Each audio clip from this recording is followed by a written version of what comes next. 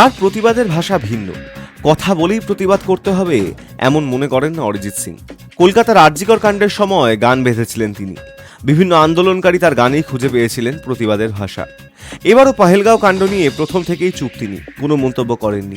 অনুরাগীরা অপেক্ষা করছিলেন এমন ভয়াবহ ঘটনা নিয়ে কি প্রতিক্রিয়া দেবেন অরিজিৎ। অবশেষে প্রতিবাদ জানালেন শিল্পী। অরিজিৎ সিং এর অনুষ্ঠান মানেই অনুরাগীদের উত্তেজনা। আগামী 27 এপ্রিল এমনই এক অনুষ্ঠান ছিল চেন্নাই শহরে, কিন্তু সেই অনুষ্ঠান বাতিল করার সিদ্ধান্ত নিয়েছেন অরিজিৎ। পেহেলগাঁও কাণ্ডে নিহতদের প্রতি শ্রদ্ধা জানাতে এই অনুষ্ঠান না করার সিদ্ধান্ত তার। অনুষ্ঠানের আয়োজকদের তরফ থেকে অনুষ্ঠান বাতিলের ঘোষণা করা হয়েছে। আয়োজকদের বিবৃতিতে বলা হয়েছে, একটি গুরুত্বপূর্ণ ঘোষণা, সম্প্রতি ঘটে যাওয়া এই দুর্ভাগ্যজনক ঘটনার জেরে আয়োজক ও শিল্পী যৌথভাবে অনুষ্ঠান বাতিল করার সিদ্ধান্ত নিয়েছেন। আগামী 27 এপ্রিল অর্থাৎ রবিবার চেন্নাইয়ে অনুষ্ঠান হওয়ার কথা ছিল। যারা এই অনুষ্ঠানের টিকিট কেটেছিলেন তাদের সকলকে পুরো টাকা ফেরত দেওয়া হবে, এমনটাও জানানো হয়েছে আয়োজকদের তরফে। দর্শকদের ব্যাংক অ্যাকাউন্টে সরাসরি টাকা পৌঁছে যাবে। প্রসঙ্গত, মঙ্গলবার মুহূর্তে ভূস্বর্গ পরিণত হয় মৃত্যু উপত্যকায়। নিরীহ পর্যটকদের ওপর হামলা করেছিল জঙ্গিরা। মৃত্যু হয়েছে অন্তত 28 জনের, 20 জন আহত বলেই জানা যাচ্ছে।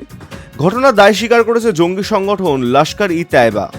কিন্তু কিভাবে ভরা দুপুরে জঙ্গিরা এই হামলা চালালো, নিরাপত্তা নিয়েও উঠছে প্রশ্ন।